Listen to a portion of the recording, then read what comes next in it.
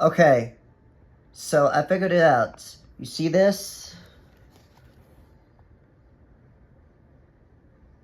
Press the right button in your controller. I think it's like called the menu button or something. Go for that. Manage game and content. No. Move games and apps. And then you go through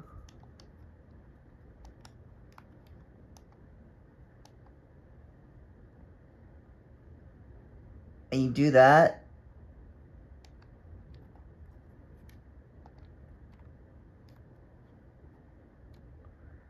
And then you click on that. So you go through and select what you want. And then click on that. Move.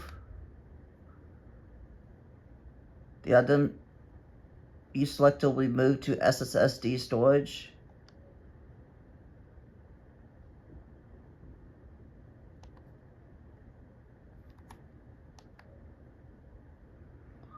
And then moving.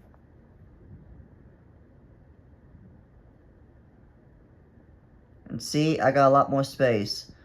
Now some of the games like Call of Duty will not move over, but most of this stuff will. And so yeah, that's how you do it.